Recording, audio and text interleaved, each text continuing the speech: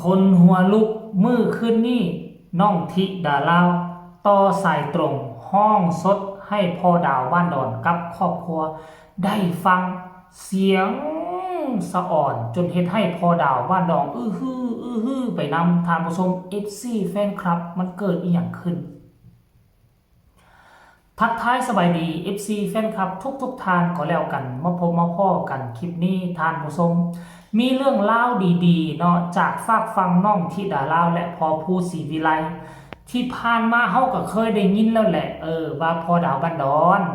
จะมอบเพลงของแม่ฮันนี่ถ่ายทอดมาสู่น้องธิดาลาวเฮาก็เคยได้ยินผ่านๆมาแล้วแต่บ่คิดว่ามันจะจริงจังขนาดนี้ในค่ำคืนที่ผ่านมาได้ต่อสายตรงหาพ่อดาวบ้านดอนกับครอบครัวแล้วตามที่ค่อยฟังสำเนียงเสียงเว้าของครอบครัวของพ่อดาวบ้านดอนก็คือมีความภาคภูมิใจอย่างยิ่งที่จะมีคนเหมาะสมเนาะอันนี้เหมาะสมบ่เหมาะสมนี่บ่แม่นเฮาได้เป็นผู้เว้าเป็นทั้งพ่อดาวบ้านดอนเป็นทั้งครอบครัวของพ่อดาวบ้านดอนเลือกเองแล้วก็คิดว่าซัมเมฮันนี่เลือกเป็นอย่างจึงว่าซัมเมฮันนี่เลือกก่อนหน้าที่จะไปหาแม่ฮันนี่ก็บ่เห็นข่าวของครอบครัวอะไรกับพ่อดาวบ้านดอนออกมาเคลื่อนไหวว่าจะเอาเพลงให้แต่อย่างใดหลังจากที่น้องธิดาลาวได้ไปกราบไปไหว้ไปห้องเพลงแก้บนอยู่ที่บ้านเกิดแม่ฮันนี่และเกิดเรื่องราวขนหัวลุกนั่นแหละมันจึงจุดประกายเฮ็ดให้ครอบครัวดาวบ้านดอนของพ่อดาวบ้านดอนน่ะเห็นว่าคนนี้อาจจะมีความเกี่ยวข้องเกี่ยวพันกับแม่ฮันนี่อาจจะได้รับได้ฮู้เรื่องราวของน้องธิดาลาวมันจึงเกิดเรื่องราวมหัศจรรย์อยู่หน้าศาลแม่ฮันนี่อยู่ที่บ้านเกิดนั่นเองนี่มันคือจุดประเด็นนับตั้งแต่วันนั้นจนมาถึงวันนี้เนาะทั้งพ่อดาวทั้งครอบครัวก็เลยติดต่อประสานงานหาน้องธิดาลาวมาโดยตลอดจนมาในค่ำคืนมื้อวานนี้เองมันจึงมีคลิปนี้ให้ทุกคนไปฟังไปเบิ่งกับหูไปเบิ่งกับตาไปฟังกับหูว่าเรื่องราวมันเป็นไปเป็นมาแนวใดพอดาวบันดอนล้มกับพอภูกับน้องธิดาลาวแนวใดแล้วจึงมาพ้อกันในช่วงต่อไปฟังพร้อมๆกันเลยสิทำให้รักภาวะสาวชาวนาโอ้ยน้องยังคอยอายขอบคุณค่ะเสียงดีขอบคุณค่ะอันอีพออวยพรให้อีหลาเนี่ยพอโอ้โหปวดปวดเลยไปดู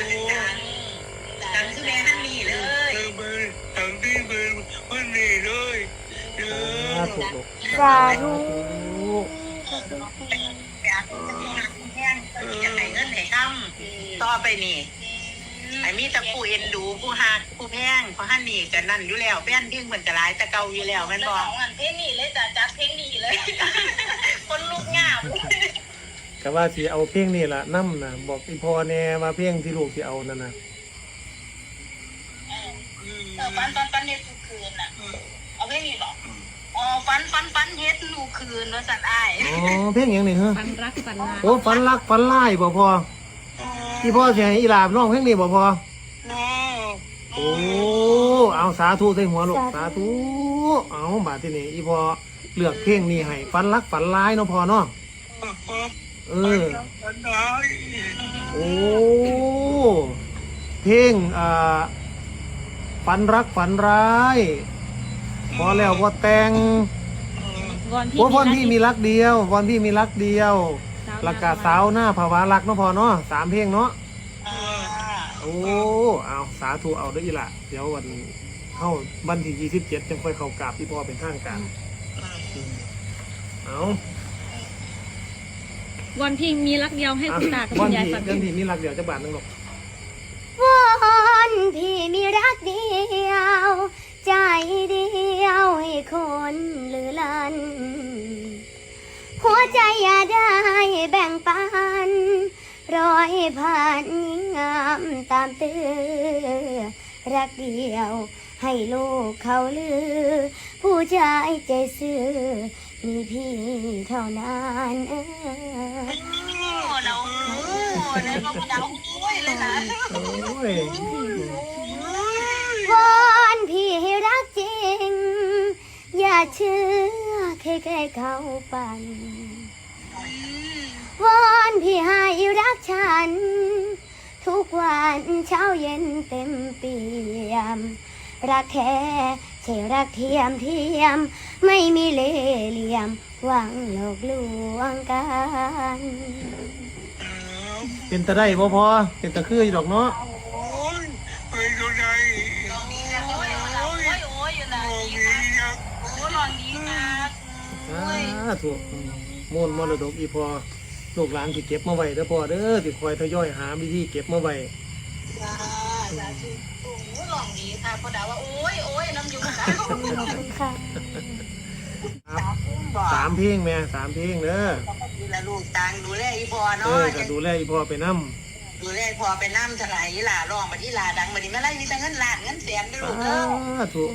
โอ้ยให้ได้เป็นล้านชั่วโมงเขานะลูกเนาะให้ลูกพ่อแม่ท่านมีเพิ่นบ่ปล่อยถิ่มหรอกลูก ถูก ท่านมีเพิ่นบ่ปล่อยถิ่มเพราะว่าสืบสานเพ่งเพิ่น เห็นบอทุกคน ให้น้องธิดาเล่าห้อง2 เพลงนำกัน ห้องให้ฟังทั้งพ่อดาว ทั้งครอบครัว ทั้งเมย์ทั้งลูก โอ้ยต่างก็ดีอกดีใจ แล้วก็ต่างก็เว้าว่าตอนนี้ไปอาจจะมีมาลัยล้าน อาจจะมีมาลัยล้านเข้ามา ขอให้โด่งดังคือเมย์ฮันนี่เด้อว่าซั่นโอ้ยท่านผู้ชมสาธุนะ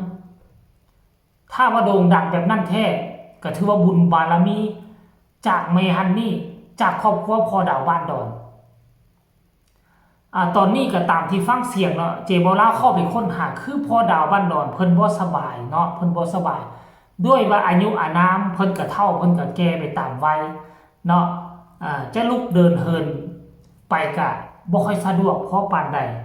ตามที่เจบอล่าไปย้อนเบิ่งคลิปแต่บ่ฮู้ว่าปัจจุบันนี้แต่ว่าฟังเสียงเพิ่นก็ยังน่าจะบ่สบายอยู่ท่านผู้ชมเนาะก็เลยติดต่อห้องสดให้พ่อดาวฟังเบิ่งแล้ววันนี้สิ่งที่เฮาได้มานั่นก็คือ เบื้องต้นนี่ได้มาประมาณ3 เพลงแต่ว่าเป็นเพลงใดนั่นเจบอล่าว่าสามารถจับใจความได้ละเอียดแน่ท่านผู้ชมเนาะเดี๋ยวเอาไว้ในคลิปหน้าก็แล้วกันท่านผู้ชม FC แฟนคลับอันนี้คือเรื่องเล่าดีๆเรื่องเล่ามหัศจรรย์เด็กน้อยคนนี้บ่ฮู้อีโนอีเนหยังเด็กน้อยโนเนมข้ามคลองมาปุ๊บมาอยู่ลำพอภูออกมาเพลงแรกเพลงเดียวเหตุใดเจ้าของบทเพลงผู้ปลายปากกาที่เฮ็ดให้คนโด่งดังทั่วโลกโด่งดังลือกระชอนหลังจากที่เมฮันนี่จบไป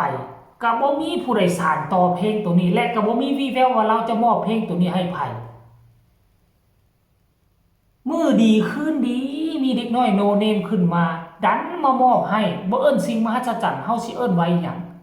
ท่านผู้ชม FC แฟนคลับฝากฝังคลิปนี้เอาไว้อ้อมอกอ้อมใจ FC แฟนคลับอยู่ทั้งต่างประเทศและภายในประเทศกดไลค์กดแชร์ไปหลายๆไผมีคำตำหนิติชมคำคิดคำเห็นส่งข่าวมาใต้คอมเมนต์พบกันใหม่ในคลิปหน้าจะไปลงลึกว่ามีเพลงใดแน่เบื้องต้นที่ได้มาแล้วค่อยว่ากันสบายดี